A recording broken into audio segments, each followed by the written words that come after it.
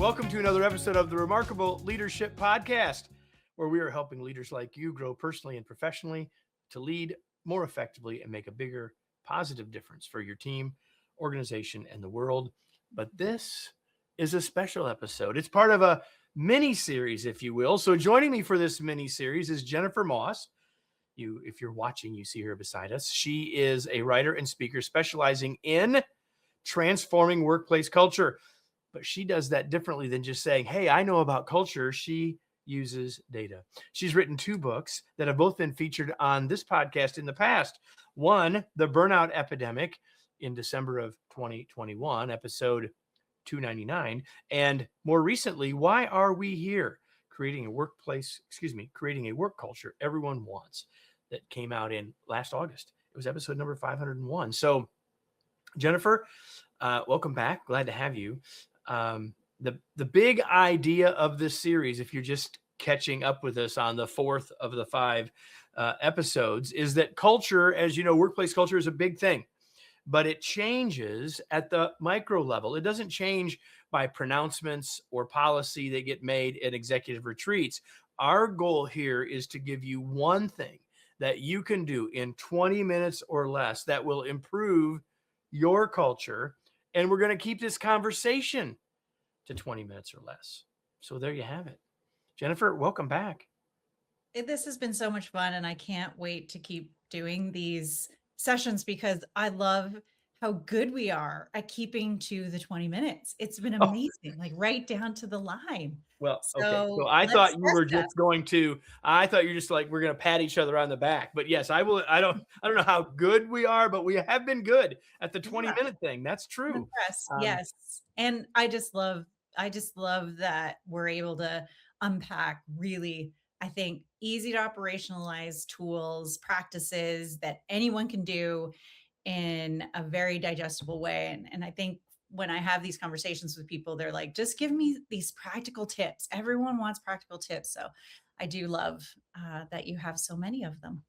Well, and so today we're going to talk about hybrid habits, right?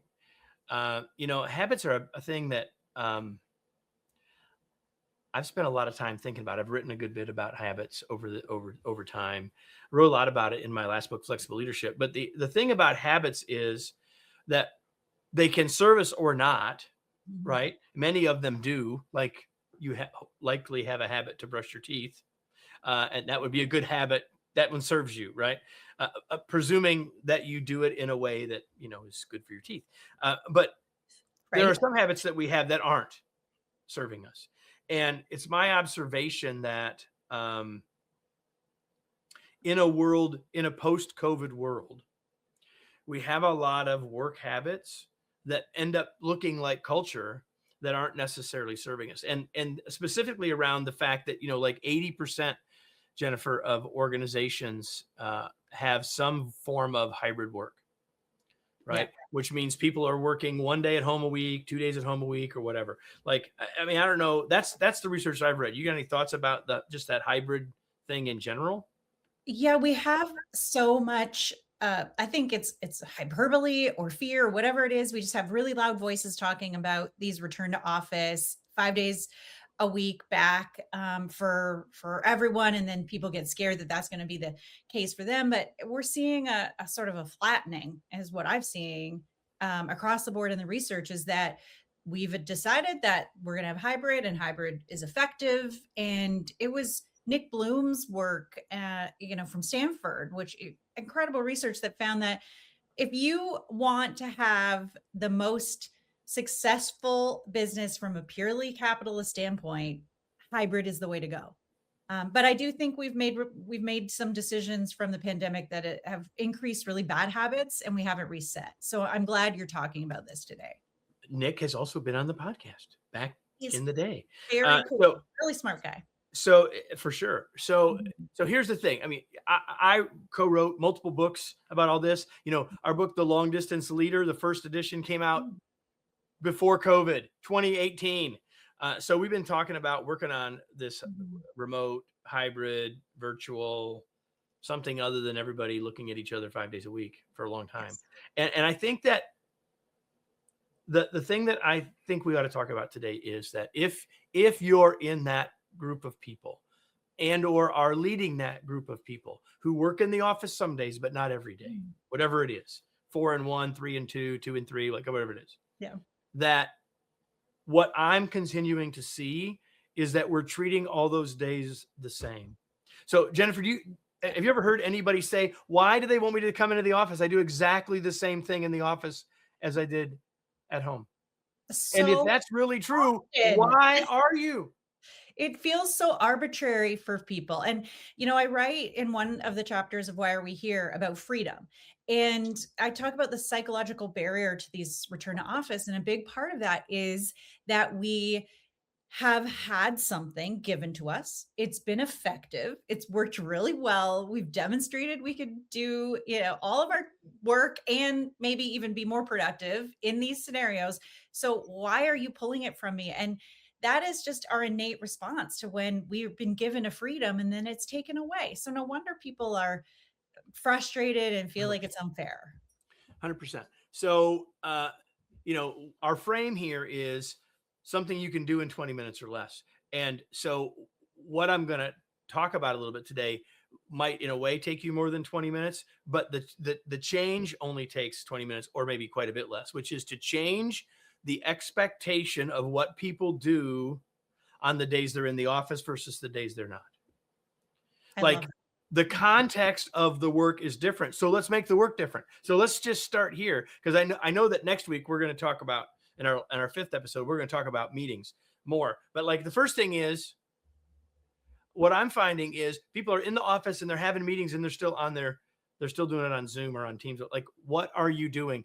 Go get in a meeting room together. And I would even say that on the days we're together, we should be doing the stuff that being in person and synchronous serves us best.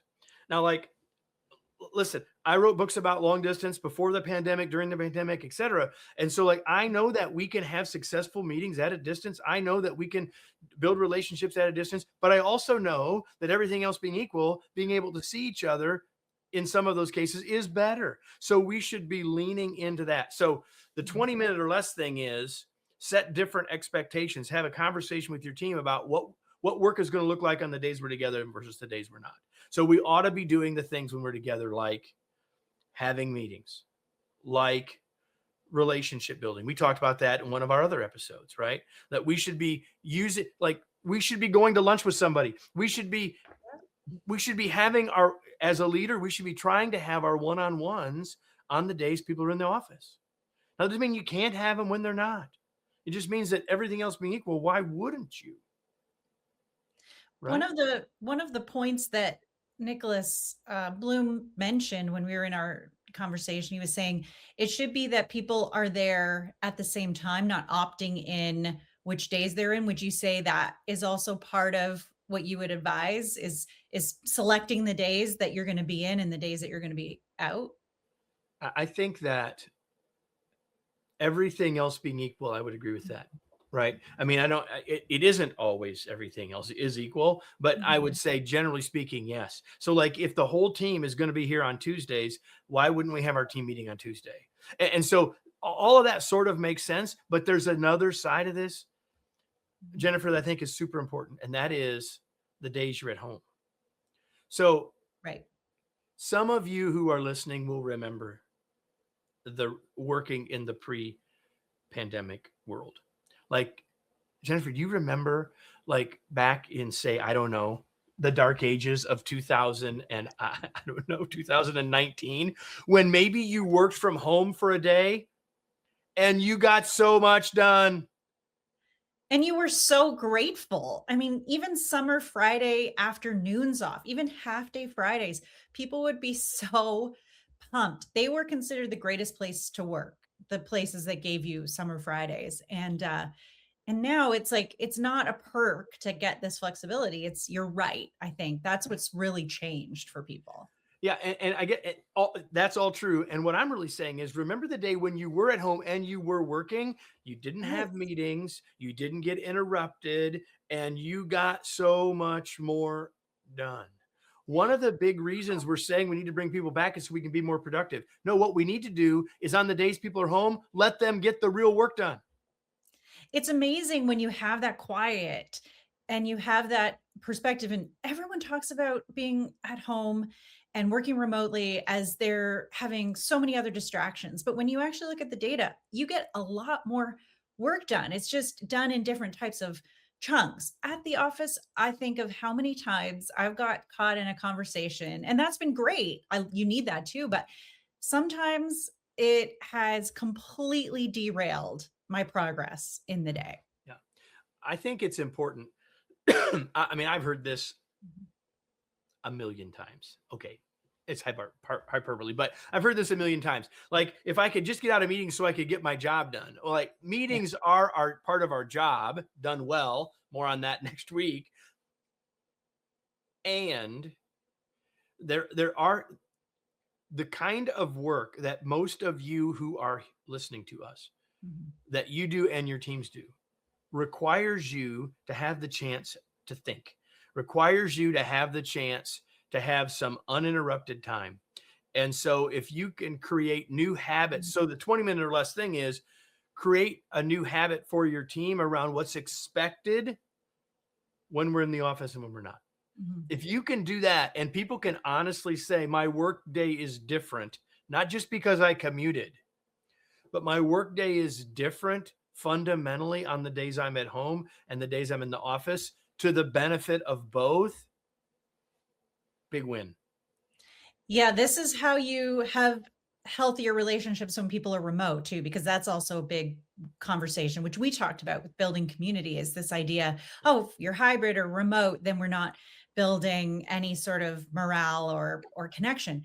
Well, if you use the office properly, like you're talking about, then that's time that you can develop that. That's when you have team building opportunities or you build morale through sharing space and not just doing it where you're sitting side by side doing the exact same thing that you could be doing from home. You're actually, sharing Exactly. space with each other.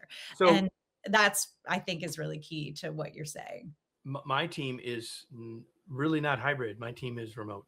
Mhm. And when we are together, which there are moments when parts of us are together, but historically, there's only one time a year that we're all together. And when we're all together, all of that community, relationship stuff, when we are face to face, nose to nose, synchronously together, we spend more than half of our time on that stuff. Not yes, we're having meetings, and yes, we're talking about our future, and yes, we're reviewing our past, but we're really investing in our time together. And I'm investing time and money in our time together. It's at least 50% not only of the importance, but of the time. It's kind of like what you said about making one-on-ones more effective, is there's this opportunity to create different sort of understandings of people or create value in your relationship, make it less transactional and move it into a category where it becomes friendship. You do that in these moments like you're talking about with making your one-on-ones more effective in that great conversation that we had the last time, but it's also applicable here in the office. One of the things that I find so frustrating, and I don't know if you agree with this, is that we've gone through this unbelievable social experiment with work. I mean, we are in total different timeline of work. And it's like every organization is decided what hybrid is. It's either 2 days in or 3 days in and 2 days out. Like that's hybrid. But I don't think we have a clue. I've had some great conversations. One of my friends works for Open Text and she would work 2 days or 3 days together every quarter. And that's what they define as hybrid. Like we're so married to this idea of what hybrid is and not understand that you can have anything where there's part remote, part in person is hybrid. And that can mean a different thing for a lot of people. I want to make a point, and I'm conscious of our time because we patted ourselves on the back and finishing in 20, and we're still going to Right. do that. But I want to make a point before we wrap up. And that is there have been a lot of people in the press, a lot of people in lower levels of organization, it says, what's wrong with our senior leaders that wanting us to come back? And there's been a lot of finger pointing about all of that. Mm-hmm. And all I want to say is this, and that is that senior leaders, many of whom are of, we'll just say, Kevin's age, have a lot of experience Right. and success with work being in the office 5 days a week, mentoring happening that way, coaching happening that way, meetings happening that way. So I think I've been beating this drum for a while, but I think as time goes on, it still needs to be said. That is that we need to grant senior leaders some grace. That in some ways they are trying to get back to what they absolutely knew worked for them. And I think many of them want that to work, not just for their organization, but for other people too. And that doesn't mean they're completely right, but I think it's really useful to understand the context from which they come rather than just throwing stones at them, if you will. I think that's really important. I think we tend to make it all about leaders being responsible for all of the problems. There's been an us and them argument around employers, employees, boss and Forever. Yeah. and subordinate. There's all these conversations around that have been around for centuries, and they're going to still probably be the same conversation we have in 100 years from now. But that'd be a good episode, by the way. It would be. And I think, yeah, so we have to talk about that. That's in our next 20 minutes or less. So one of the things that I think is important for us to recognize is that we have thrown leaders into this complete mystery of the future of work that isn't the future of work. It's a new timeline of work. It's like we're in the Marvel universe of work. No one knows what's going on, and they're trying to figure it out. Of course, you're going to go back to what you know. Of course, you're going to rely on old patterns, and that makes perfect sense. Even our brains are going to do that subconsciously. So it's about leaders, I think, that are really good at being more nimble or being able to show agility and not being married to that old way is difficult, but those are the ones we're seeing as being more successful. The other ones are really leaning into that hardcore culture. And we've talked about this. It's not sustainable over time. It just ends up burning people out and you lose really great people. So, I mean, you and I have seen this. We know this to be true, but sometimes in the moment we hold on really tightly to those kind of rock beliefs, those ones that have guided us for a long time. For sure. I've got a question that I ask at the end of every episode. If you've been here during this series or any of the interview parts of the Remarkable Leadership Podcast, and that is, I always ask the question, now what? And if it's ever been easy for you to answer, it should be during this mini series, because we've said very specifically what you could go do. So go do it. Like, go have a conversation with your folks about how we're going to work, what our expectations are of each other on the days we're in the office together and the days that we're not, and see if we can't make those work days different and lean into the benefits that both of the differences between the in-office days and the not in-office days. So we're gonna do one more of these in this initial mini series, Jennifer. So people ought to subscribe, don't you think? Don't they ought to make sure they come back? Come back. Tell us what you want to hear. Tell us what you want to change in 20 minutes or less, and we will respond. We'll give you some tactics. I think that's what makes us so exciting, is that you can tell us what you need and we'll hopefully deliver. Right. And it's really great to be doing this, Kevin. So thanks for setting it up. Here we are, everybody. We're going to be back next week with the last of this mini series of things you can do to change your culture in 20 minutes or less. Make sure you come back and join us. Subscribe, invite someone else to join us. Come back and see us next week for another episode of the Remarkable Leadership Podcast. Thanks, everybody.